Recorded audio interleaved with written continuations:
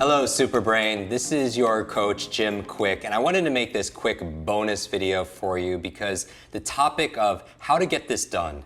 A lot of people have trouble doing the things that they need to do. I don't know if this is you. They call it procrastination. I call it smashing procrastination. How do you smash it? Not even just get over it or delay it. How do you beat it?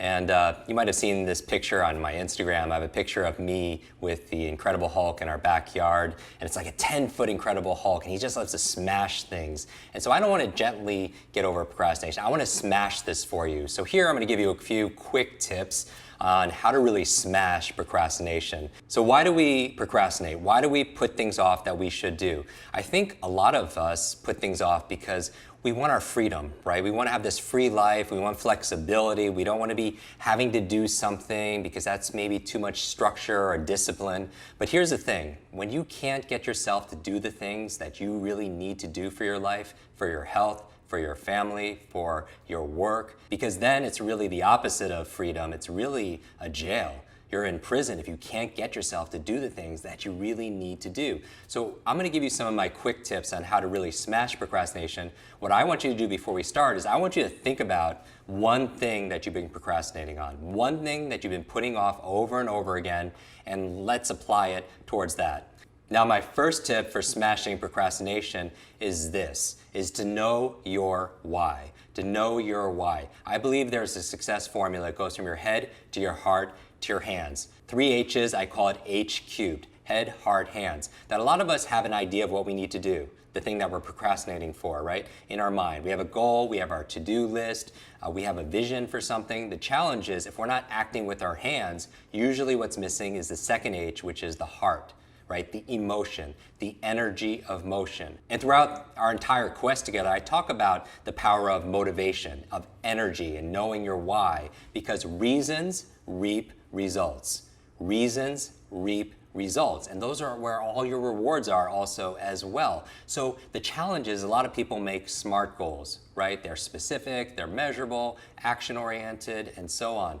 What I talk about is really having heart goals. Heart goals. And really quickly, for me to access the second H, which is the heart, the H stands for healthy. You want to set goals that are healthy, they're aligned with your ecology and who you are. The E stands for enduring. So you want these enduring goals because what's going to get you to persist when things get hard? Because whenever you have a project, something that's meaningful, something that's very large, that inspires you, usually you have a lot of challenges that come along the way. So what's going to help you to endure? The A in heart stands for alluring, and it's a little bit different. Alluring. Imagine having goals that really are alluring and so attractive that they pull you towards it, as opposed to you having to motivate yourself and push yourself. You're pulled towards what you want, like a magnet. The R in heart stands for relevant. What do I mean by relevant?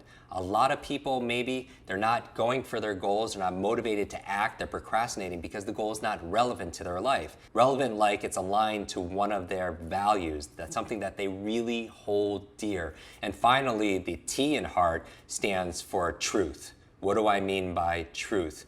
I mean a lot of people set goals or set things that they want to do or have to do, and they procrastinate because it's not really their truth. They're setting things to do or goals they have, and it's not their goals, it's somebody else's goals. Maybe it's that of their family members, their parents, their spouse, or maybe it's their people that they work with, or maybe it's just keeping up with the Joneses. People set up these goals that are not really who they are, and so they wonder why they put things off and they procrastinate. So number one quick tip on how to smash procrastination is really start with your heart. Know your why and your heart goals. The second quick tip on how to smash procrastination is this thing called breaking it down. What do I mean by breaking it down?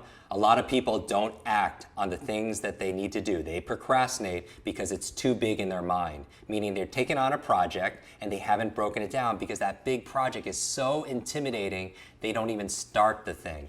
And they say that a journey of 1,000 miles begins with what? One step. And that's what we've done with this Quest program, right? We break it down into bite-sized, digestible lessons. So it's not this overwhelming 30-day program. It's just like, hey, just tune in one day at a time. It's kind of like Tiny Habits by Dr. BJ Fogg out of Stanford talks about if you need to get yourself to floss your teeth and you're just not getting it done and you're just procrastinating, don't worry about flossing all your teeth. Just floss one tooth.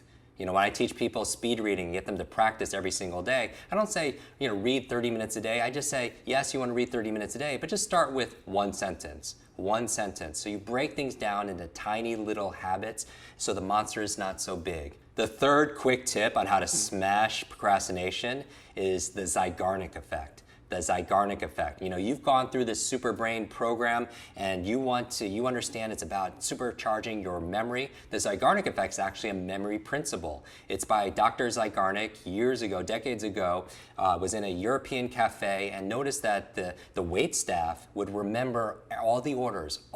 Have you ever had a waiter or waitress like this where they're going around taking everyone's order and you wonder how they do it? One of the principles, they called it the Zeigarnik effect, because what she noticed is they would remember everyone's order until that order was served. Once they served that order, that information disappeared. So how do you apply this towards procrastination? According to the Zeigarnik effect, once you start something, you open up this loop, and the mind needs closure, right? So it's going to hang on to it. So the idea here is to start somewhere, start anywhere, and as long as you start it, it's going to increase your odds of finishing it.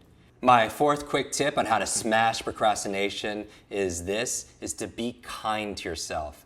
What do I mean by that? A lot of people, when they procrastinate, they don't get themselves to go work out or write in that journal or meditate, all the things we're talking about for good super brain lifestyle. They put off those things and they beat themselves up. They're really hard on themselves. But the latest research in the study of self-compassion says it's actually better to be kind to yourself. Let me say that again. It's actually better to be kind to yourself, because when you beat yourself up, you think it's going to motivate you to complete that task. Actually, it has the opposite effect. When you're kind to yourself and you say to yourself, this happened, I'm only human and I'll do better tomorrow. When you're compassionate with yourself and you are kind to yourself, you're more likely to follow through. And those are my 4 quick tips. I'll give you one bonus tip. My 5th quick tip: if you're so good at procrastinating and you want to overcome and smash procrastination, then just put it off. Procrastinate, procrastinating. So those are my 5 quick tips, really quick. Number 1 was what? Memory expert. Number 1 is heart goals, right? Understand your why. Number 2 quick tip is what? Break it down into bite-sized pieces, just like what we've done in this quest. Number 3 is what? The Zeigarnik effect. Basically, start somewhere, start anywhere, and you're more likely to complete it. The 4th quick tip, when you mess up, like we all do, is to be kind to yourself. Don't beat yourself up. Be kind to yourself, be compassionate with yourself, and you're more likely to follow through. And finally, the 5th quick tip on how to overcome and smash procrastination is to procrastinate. Procrastinate, procrastinating, put it off if you're so good at it. It's kind of tongue-in-cheek, but it's kind of interesting. When you prescribe the problem to the problem, sometimes it solves it. Thank you so much for not procrastinating to watch this video. I can't wait to see you. Until then, be unforgettable.